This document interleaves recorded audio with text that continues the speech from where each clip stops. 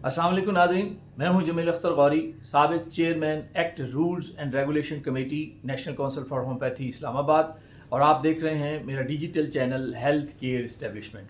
नाज़रीन, कल मौरखा 6 नवंबर को इस्लामाबाद हाई कोर्ट के डबल बेंच में जो ICA की हेयरिंग हुई है नेशनल काउंसिल फॉर होम्योपैथी के इलेक्शन के हवाले से, आज के व्लॉग में हम आपको उसका अहवाल जो है वो पेश करने जा रहे हैं। ये ICA जो है ये जस्टिस बाबर सत्तार साहब के सिंगल बेंच के फैसले के खिलाफ जो है वो दायर की गई थी, और इसमें एक मरतबा स्टे हुआ और दूसरी मरतबा स्टे जो है वो खारिज हो गया था। मिनिस्ट्री ऑफ NHS R&C ने ये स्टे खारिज करवाया और ये कह के खारिज करवाया कि जी इलेक्शन का फ्रेश शेड्यूल जो है वो जारी हो गया है, लिहाजा जो कैंडिडेट्स थे जिनका टेन्योर जो है वो अब पूरा हो गया, टर्म जो है वो पूरी हो गई है, वो भी एलिजिबल होंगे इलेक्शन के, तो वो स्टे जो है वो विकेट हो गया था। इलेक्शन का शेड्यूल अनाउंस हो गया।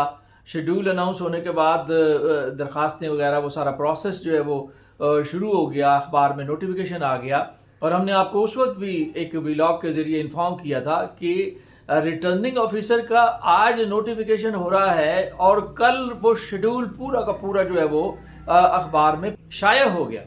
तो इतनी क्या जल्दी थी, ये हम पहले भी आपसे अर्ज कर चुके हैं अपने व्लॉग में, और उसी को जो है वो इस्लामाबाद हाई कोर्ट ने जो है वो पॉइंट आउट किया है। अच्छा, सोशल मीडिया पे मुख्तलिफ ग्रुप्स की जानिब से, फरीकैन की जानिब से और बहुत सारे आम होम्योपैथ्स की जानिब से ये कहा जा रहा था कि जी वो कोर्ट में नहीं जाना चाहिए था जी, इलेक्शन होने देना चाहिए था जी, और डिले कर रहे हैं जी, और ये है और वो है, इस तरह की बातें जो है वो की जा रही थी।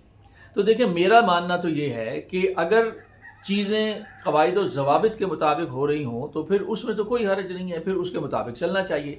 लेकिन जिस जगह बेज़ाब्तगियाँ हो रही हों तो उस पे फिर एक इंडिविजुअल का हक बनता है कि अगर उन बेज़ाब्तगियों को प्रॉपर फोरम दूर नहीं कर रहा तो फिर अदालतें इसीलिए बनी हुई हैं कि अगर कोई समझता है कि मेरा हक जो है वो मुझे नहीं मिला तो वो इंसाफ के लिए अदालत चला जाता है। पहले जब एक ग्रुप को इंसाफ नहीं मिला और उसने दरखास्त दी कि ये लोग जो है ये इलेक्शन में हिस्सा नहीं ले सकते, ये मौजूदा मेंबर्स हैं, इनकी टर्म अभी पूरी नहीं हुई है, तो एक्ट के मुताबिक ये हिस्सा नहीं ले सकते। रिटर्निंग ऑफिसर ने कोई जवाब नहीं दिया, तो जब जवाब नहीं दिया तो फिर वो सेक्रेटरी हेल्थ के पास उन्होंने अपील की, सेक्रेटरी हेल्थ साहब ने भी कोई जवाब नहीं दिया, तो मजबूरन उस पार्टी को जो है वो हाई कोर्ट का दरवाज़ा खटखटाना पड़ा। फैसला आ गया। अब फैसला जब आया तो फैसले में जो दूसरा ग्रुप था वो मुतासिर हो रहा था, तो अब उसका भी राइट बनता था कि वो अपने हुकूक का तहफ़्फ़ुज़ करने के लिए वो भी अदालत का दरवाज़ा खटखटाए। चुनाचे उसने भी, उस ग्रुप ने भी अपना हक इस्तेमाल किया, उन्होंने भी एक दरखास्त जो है वो डबल बेंच में दायर कर दी। तो ये कहना कि जी इलेक्शन हो जाने देने चाहिए थे और वो चला गया कोर्ट में और वो चला गया और डिले कर दिया, तो भाई अगर बेज़ाब्तगियों के साथ इलेक्शन आप करवा देते तो उसकी कोई क्रेडिबिलिटी नहीं होती। दोनों फरीकैन जो हैं वो अपने अपने मौक़िफ़ के हिसाब से अदालत में गए, और अब अदालत ने जो है वो तमाम रिट्स और ICA और CM और तमाम जो है वो इकट्ठी करके कल 6 नवंबर को जो है वो सुनी है। तो आज हम आपके साथ उसका हाल अहवाल जो है वो शेयर करने जा रहे हैं कि कोर्ट रूम में जो है वो क्या हुआ। हमारे ज़राए का कहना है ICA की एप्लीकेशन में जो पटिशनर थे उनके वकील शुएब शाहीन साहब मौजूद थे अदालत में, और दूसरे ग्रुप की तरफ से उनके जो वकील थे वो शेर अब्दुल मरवत साहब थे, जो कि कल अदालत में मौजूद नहीं थे, वो दुबई गए हुए थे और कल अदालत में मौजूद नहीं थे। तो केस की पैरवी ताहिर निजामी साहब ने की। तो केस के शुरू में ही जस्टिस मियां गुल हसन औरंगजेब साहब ने पिछली मरतबा जो सिंगल बेंच में एडमिट किया था कि हमसे गलती हुई है डबल बेंच के फैसले में, तो इस मर्तबा भी उन्होंने केस शुरू होने से पहले अपनी गलती को एडमिट किया और कोर्ट में एडमिट किया। मैं समझता हूं कि ये बहुत बड़ी बात है और ये आम इंसानों का काम नहीं है। ये इंसानियत के खुसूसी दर्जे पे पहुंचे हुए जो लोग होते हैं, ये जज्बा और ये ज़र्फ उन्हीं लोगों का होता है कि अपनी गलती को तस्लीम करना, और फिर अपनी गलती को उन्होंने तस्लीम किया, पूरे भरे कोर्ट में तस्लीम किया, और उन्होंने प्रोसीडिंग के शुरू होने से पहले कहा कि हमसे इस ICA में कुछ गलतियां हुई हैं। इसके जवाब में जनाब शुएब शाहीन साहब ने कहा, नहीं सर, आपसे कोई गलती नहीं हुई, आपने तो कुछ गलत नहीं किया, आपने सही फैसला दिया है। تو جج صاحب نے کہا کہ شعیب شاہین صاحب جب ہم اپنی غلطی تسلیم کر رہے ہیں تو آپ کو اس میں کیا ہے، تو ہم سے غلطی ہوئی ہے۔ بہرحال تو میں سمجھتا ہوں کہ یہ اس عدالت کا بہت بڑا پن ہے کہ اس نے اپنی غلطی کو جو ہے وہ تسلیم کیا، اور ایسا بہت کم ہوتا ہے۔ تو کیس شروع ہوا اور پٹیشنر کے وکیل جو شعیب شاہین صاحب تھے انہوں نے اپنے دلائل جو ہے وہ دینے شروع کیے، اور میں یہاں بتا دوں کہ ہمارے ذرائع کا کہنا ہے کہ یہ کیس کوئی کم و بیش 2 گھنٹے یا اس سے کچھ زیادہ یا کچھ کم اس طرح سے اتنے عرصے کے لیے جو ہے وہ یہ سنا گیا اور آرگومنٹس ہوئے۔ تو شعیب شاہین صاحب نے مختلف آرگومنٹس جو ہیں وہ کیے۔ اسی اسنا میں انہوں نے کہا کہ جی منسٹری کی طرف سے کون آیا ہے، تو منسٹری کی طرف سے ایک صاحب آئے ہوئے تھے۔ عدالت نے کہا کہ ہم نے آپ کو کہا تھا کہ جی آپ نے ریکارڈ لے کر آنا ہے، اور ہم نے آپ سے کچھ چیزیں مانگی تھیں اور آپ سے کہا تھا کہ جی وہ جو فریش الیکشن شیڈول ہے وہ کس کی منظوری سے جاری ہوا وہ آپ نے لانا تھا، تو وہ لائے ہیں آپ۔ تو منسٹری کی طرف سے ایک صاحب پیش ہوئے اور انہوں نے ایک سمری جو ہے وہ عدالت کی خدمت پہ پیش کی۔ تو عدالت نے کہا کہ ہم نے آپ کو یہ نہیں کہا تھا کہ جی آپ، یہ تو سمری ہے، سمری تو ہم نے نہیں کہا تھا آپ کو، ہم نے کہا تھا کہ آپ وہ ڈاکومنٹس، اوریجنل ڈاکومنٹس لے کے آئیں۔ تو عدالت نے ان پہ برہمی کا اظہار کیا، تو کیوں نہیں آپ لے کر آئے؟ تو انہوں نے کہا کہ جی مجھے تو یہی دیا گیا ہے اور میں یہ لے کر آ گیا ہوں۔ تو عدالت نے برہمی کا اظہار کرتے ہوئے کہا کہ ان کو شو کاز جو ہے وہ ایشو کریں۔ تو پھر ان صاحب نے کہا کہ سر میں تو ریلیونٹ پرسن ہی نہیں ہوں، تو مجھے تو بھیج دیا گیا ہے یہ ڈاکومنٹ دے کے۔ تو عدالت پھر مزید برہم ہوئی کہ جی آپ ریلیونٹ پرسن نہیں ہیں اور آپ یہ ایک سمری اٹھا کے لے آئے ہیں، تو فوری طور پہ جو ہے وہ ابھی اور اسی وقت جو ہے وہ لے کر آئیں ریکارڈ جو ہے وہ، تمام ریکارڈ، اوریجنل ریکارڈ جو ہے وہ لے کر آئیں۔ اس کے بعد جو ہے وہ دلائل وغیرہ چلتے رہے، اور جو چیزیں طاہر نظامی صاحب سے وہ کنفرم کرنا چاہ رہے تھے، یعنی جو رسپونڈنٹ سے پوچھنا چاہ رہے تھے، تو وہ رسپونڈنٹ نے بھی، طاہر نظامی صاحب نے بھی ان کو جوابات دیے۔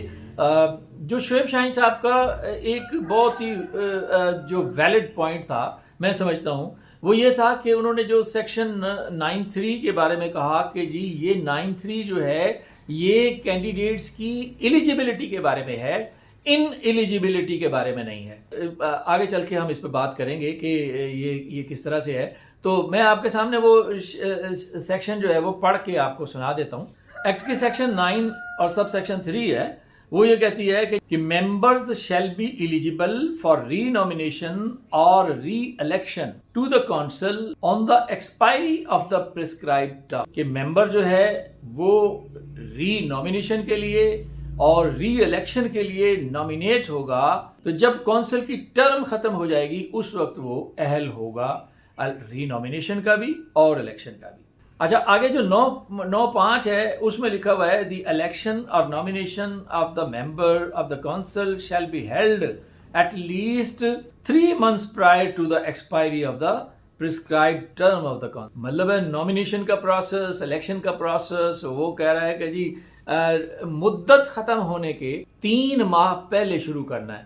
اس کا مطلب ہے کہ کونسل کی ٹرم ختم ہونے سے پہلے یہ الیکشن کا پروسیس اور الیکشن جو ہے وہ ہو جانے چاہیے۔ چلیں اس پہ ابھی ہم بات کرتے ہیں۔ بہرحال اس کے علاوہ انہوں نے، شعیب شاہین صاحب نے بہت زیادہ آرگومنٹس کیے، دلائل دیے، رولز کا حوالہ دیا اور باقی تمام چیزوں کا حوالہ دیا۔ اسی اسنا میں جو ہے وہ منسٹری سے پھر وہ آ گیا، ریکارڈ آ گیا، اوریجنل ریکارڈ آ گیا، فائل انہوں نے عدالت کے حوالے کی۔ تو عدالت نے اس میں دیکھا کہ اس میں تو کہیں بھی فریش الیکشن شیڈول جاری کرنے کی منظوری نہیں ہے۔ اس میں منظوری وزیر اعظم نے جو دی ہے وہ ایک تو ریٹرننگ آفیسر کو نامینیٹ کرنے کی منظوری دی ہے، اور دوسرا الیکشن کی تاریخ اناؤنس کرنے کی منظوری دی ہے۔ تو عدالت نے جو ہے وہ برہمی کا اظہار کیا۔ انہوں نے کہا کہ ہمیں یہ بتائیں کہ الیکشن کا جو شیڈول جو فریش جاری کیا وہ کس کی منظوری سے جاری کیا، کون ہے منسٹری میں جس نے جاری کیا۔ تو انہوں نے ڈپٹی اٹارنی جنرل کو بھی کہا کہ ہمیں بتائیں کہ کون ہے، ہم اس کو جو ہے وہ توہین عدالت جو ہے وہ اس میں اس کو لگائیں گے۔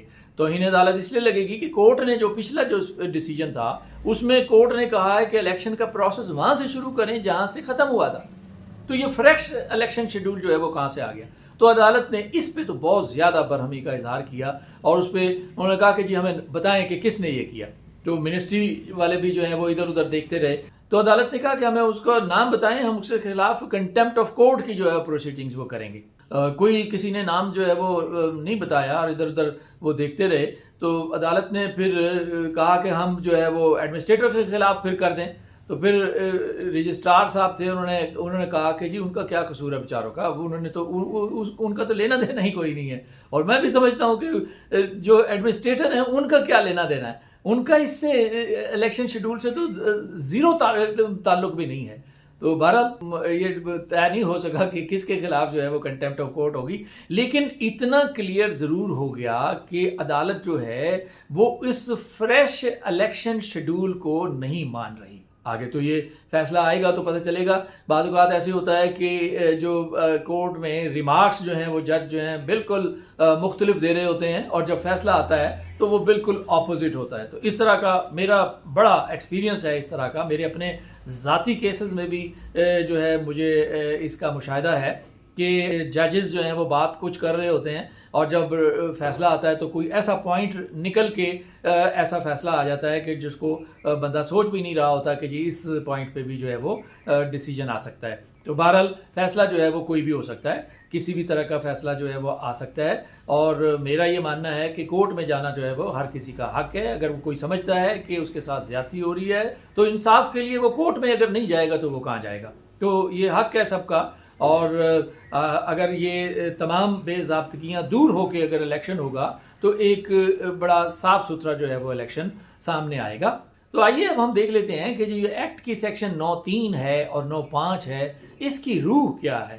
یہ آج تک جو ہے وہ کسی نے اس پہ غور نہیں کیا. یہ پہلی مرتبہ ہے کہ یہ کوشچن جو ہے وہ ریز ہوا, اور میں یہ سمجھتا ہوں کہ یہ سب کی آنکھوں سے اوجھل رہا کام, یہ منسٹری کی آنکھوں سے اوجھل رہا, یہ ریٹرننگ آفیسر کی آنکھوں سے اوجھل رہا, یعنی جتنے بھی اب تک الیکشن ہوئے ہیں یہ تمام جو ہے وہ ان کی آنکھوں سے اوجھل رہا. ایکٹ جو ہے وہ صاف صاف یہ کہہ رہا ہے کہ جو ممبرز ایک مرتبہ الیکٹ ہو جائیں گے یا نامینیٹ ہو جائیں گے ایک ٹرم کے لیے, وہ دوسری ٹرم کے لیے ایلیجیبل نہیں ہوں گے. میں نے تو اس سے یہی اندازہ لگایا ہے کہ یہ جو ایکٹ ہے اس کے مطابق جو قانون ساز ہیں جنہوں نے یہ ایکٹ بنایا ہے, ان کی منشا یہ تھی کہ جو لوگ بھی کونسل میں آئیں وہ ایک ٹرم کے لیے آئیں, 5 سال کے لیے آئیں, وہ اپنا کام کریں, اور 5 سال کے لیے جو اگلی جو کونسل ہے اس میں ٹوٹل نئے لوگ آنے چاہیے. اور میں سمجھتا ہوں یہ بہت اچھی بات ہے. 5 سال کچھ لوگوں کو موقع مل جائے اور 5 سال کے بعد دوسرے لوگوں کو جو ہے وہ موقع ملنا چاہیے. قانون میں یہی ہے.